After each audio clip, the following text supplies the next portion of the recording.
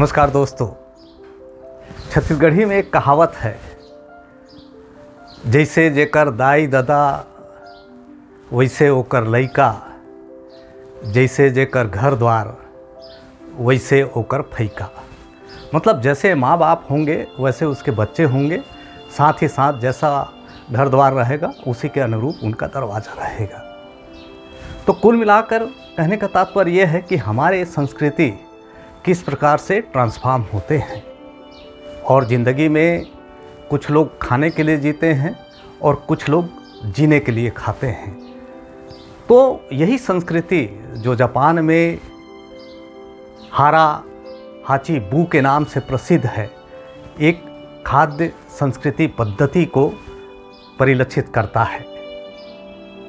Okinawa Japan में एक द्वीप है जहाँ सबसे अधिक उम्र दराज के लोग पाए जाते हैं और WHO के रिकॉर्ड के अनुसार यदि मैं उल्लेख करूं तो विश्व में सबसे अधिक उम्र दराज लोग जापान में पाए जाते हैं और उसमें भी ओकिनावा द्वीप में। ये ऐसा स्थान है जहां द्वितीय विश्व युद्ध के दौरान सबसे अधिक क्षति हुई थी दोस्तों। बावजूद इसके ऐसी कौन सी चीज़ है, ऐसी कौन सी संस्कृति है जो वहाँ के लोगों को उम्र दराज बनाती है।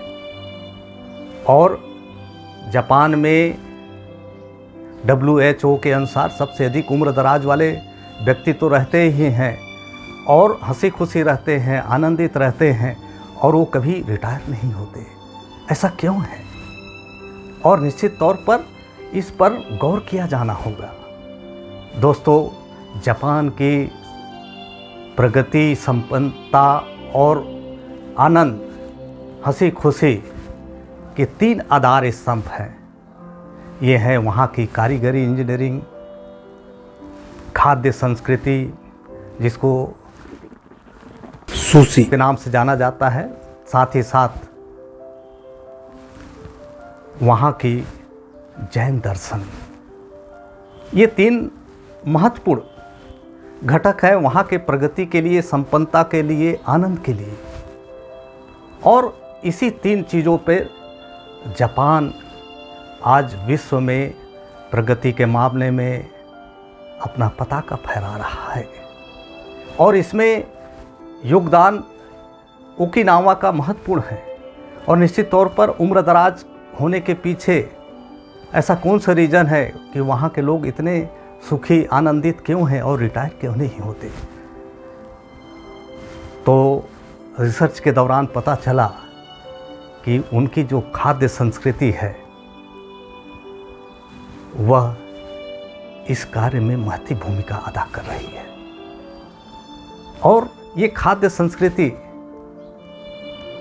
इसके ऊपर आधारित है कि वे 80% भोजन करते हैं और 20% भूखे रहते हैं और उनके थाली का आकार छोटा होता है। साथ ही साथ वो इंद्रधनुषी खाना खाते हैं जिसमें 7 रंग होते हैं अलग अलग, और 206 प्रकार के पदार्थ खाते हैं और पर डे 18 प्रकार के पदार्थ वो कंज्यूम करते हैं। तो निश्चित तौर पर उनकी जो खाद्य संस्कृति है उसका ही परिणाम है कि वहाँ के लोग उम्र दराज होते हैं। और इसी खाद्य संस्कृति में वो कम कैलोरी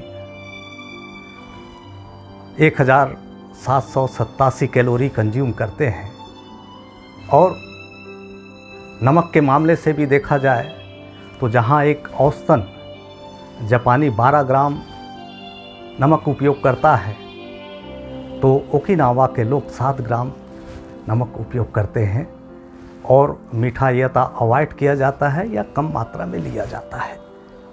तो आप समझ सकते हैं कि कॉज एंड इफ़ेक्ट जो यूनिवर्सल लॉ है, जैसा आप कंज्यूम करते हैं उसका प्रभाव भी सकारात्मक होता है। और इसी के फलस्वरूप वहाँ IGF-1 की मात्रा बहुत कम मात्रा में ली जाती है उसके कारण से उनको विभिन्न प्रकार की जो कैंसर कारक तत्व है, बीमारियां हैं, डायबिटीज है और हार्ट अटैक है, ये कम मात्रा में देखने को मिलता है। तो दोस्तों, आप समझ सकते हैं कि खाद्य संस्कृति के माध्यम से वहाँ के ओकिनावा के लोगों ने जो उम्र की लंबी दीर्घायु पाई है और निरंतर तौर पर उनके चेहरे में मुस्कान, हंसी और परोपकारी की जो भावना डेवलप हुई है, निश्चित तौर पर ये विचार करने योग्य है। और खाद्य संस्कृति के माध्यम से जो बीमारी जनित हो रहा है उसको हम काफ़ी हद तक उनके सिस्टम में जो 80% पेट भरना, साथ ही 20% भूखा रहना के माध्यम से हम भी अपने शारीरिक संचालन अच्छे तरीके से कर सकते हैं। वास्तव में आनंद रह के, मुस्कान रह कर, आनंदित होकर, कभी रिटायरमेंट ना हो के वे अपने मानसिक स्थिति को तो स्टेबल बनाते ही हैं। और जैसे हमको मालूम है कि जो शारीरिक बीमारी है उसके पहले मानसिक बीमारी होती है, और इसी मेंटल को स्टेबल बनाकर वो न तो मानसिक तौर पर बीमार होते और उसका जो परिणाम शारीरिक तौर पर जो हम देखते हैं उससे भी वो दूर रहते हैं। तो निश्चित तौर पर दोस्तों, जो उनके द्वारा जो खाद्य संस्कृति के तौर पर जो सिस्टम एडाप्ट की जा रही है उसको हम भी एडाप्ट करके अपने जीवन को एक नया मुकाम दे सकते हैं। नमस्कार दोस्तों, ये वीडियो आपको पसंद आए तो इसको शेयर और सब्सक्राइब अवश्य कीजिएगा। नमस्कार।